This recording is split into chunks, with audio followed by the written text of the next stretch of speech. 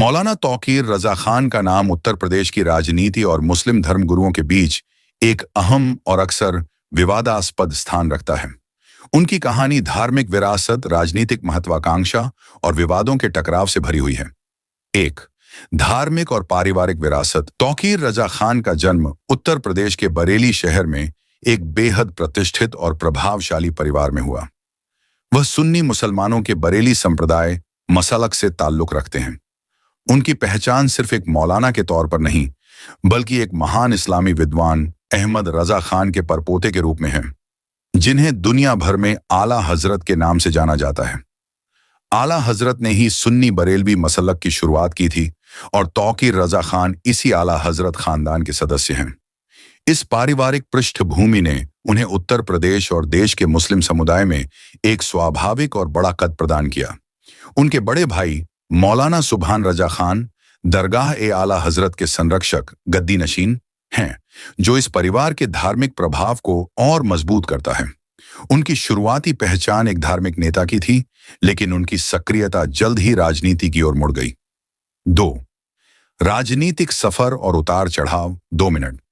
धार्मिक प्रभाव के सहारे तौकीर रजा खान ने 2001 में अपनी राजनीतिक पार्टी इत्तेहाद-ए-मिल्लत काउंसिल IMC की स्थापना की।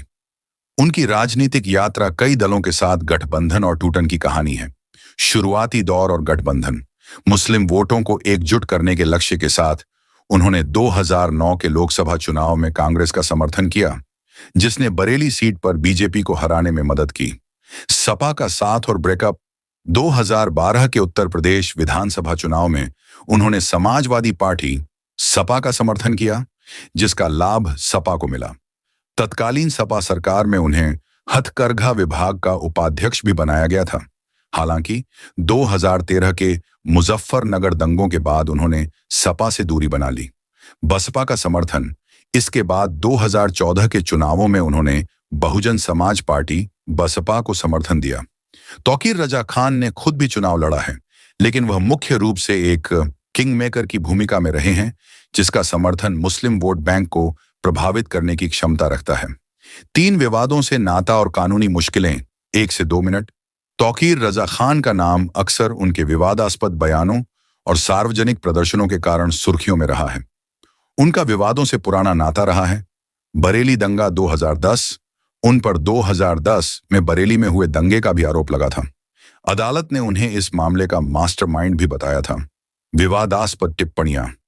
वह समय समय पर विभिन्न राजनेताओं और समुदायों के खिलाफ भड़काऊ बयान देते रहे हैं, जिनमें बांग्लादेशी लेखिका तस्लीमा नसरीन के खिलाफ फतवा जारी करना और मुख्यमंत्री योगी आदित्यनाथ के खिलाफ तीखी टिप्पणियां शामिल हैं। हालिया घटनाक्रम। हाल के वर्षों में उनके राजनीतिक विरोध प्रदर्शनों के बाद कई कानूनी मामले दर्ज किए गए हैं। उन पर और उनके सहयोगियों पर कई मामलों में शिकंजा कसा गया है, जिनमें हिंसा भड़काने और बिजली चोरी जैसे मामले शामिल हैं।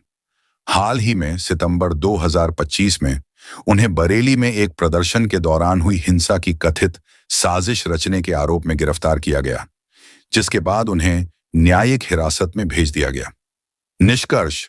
मौलाना तौकीर रजा खान एक ऐसी शख्सियत हैं जो अपनी मजबूत धार्मिक जड़ों को राजनीति में भुनाने की कोशिश करते रहे हैं। वह मुसलमानों की आवाज बनने का दावा करते हैं, लेकिन उनके तरीके और बयानों ने उन्हें अक्सर विवादों के केंद्र में ला खड़ा किया है। उनका सफर धार्मिक नेता से राजनीतिक किंगमेकर और फिर कानूनी उलझनों से जूझ रहे व्यक्ति के रूप में सामने आया है।